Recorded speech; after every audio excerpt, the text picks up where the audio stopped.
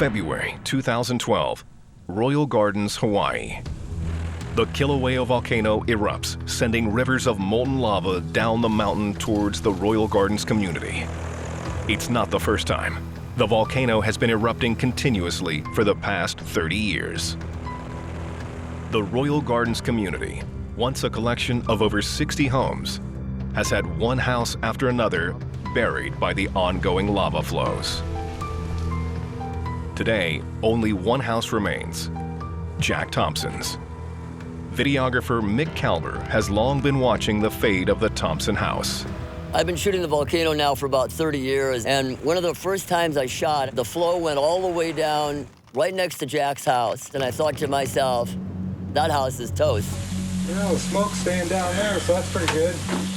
Almost 30 years later, his is still there. It's the last one still there.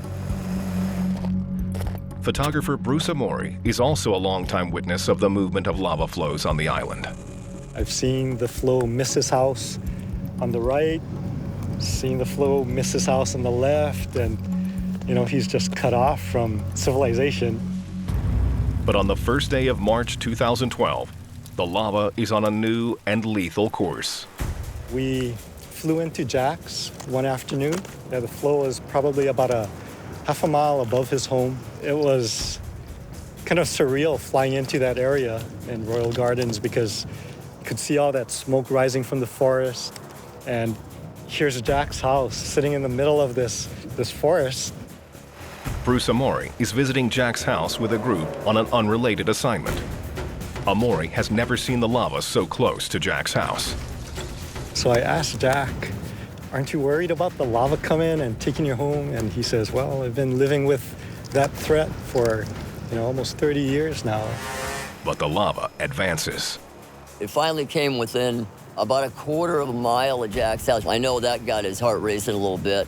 Then they finally came right down the road where he lived, and it became very apparent very quickly that his house was the next to go. It was imminent. It wasn't going to stop. The lava now enters the road to his house. So hot, it melts the concrete as it approaches. Coming out right at the house. I mean, the house won't last the night. That thing's gonna come right down through here. I'm thinking this might be the grand finale. With little time to spare, he calls a helicopter pilot. I'll be ready. There's only so much you can take. And gathers his things for an immediate evacuation.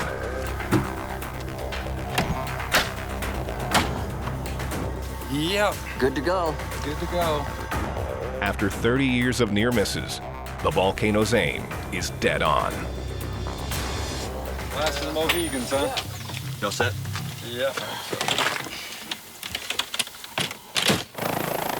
Thompson is flown out of harm's way, but the lava creeps closer. The flows were about 50 yards from his house when he left. During the night, Thompson's house surrenders to the volcano.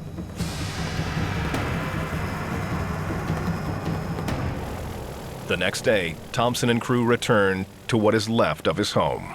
We came out as soon as we could after that, and the house was gone, and there were flows all around his house. There were probably 12, 15 flows, big ones. The flows were beautiful. The devastation was horrific. Starting to look like surfs of the moon or something. All that lush forest and his fruit trees on his property were just gone. It was just devastation. Water tank full of lava. His catchment tank was left, remnants of it, and his satellite dish is still there, part of his tin roof. You go up there and it's just quiet. Looking down at the ocean, you see the coastline and the blue ocean, blue sky, but just a barren lava field. The molten hot lava continues its march, ending at the ocean. After wiping out life, it now claims new Earth. That's the nature of the volcano. It destroys the land, but it creates new land. It's ugly, but it's beautiful.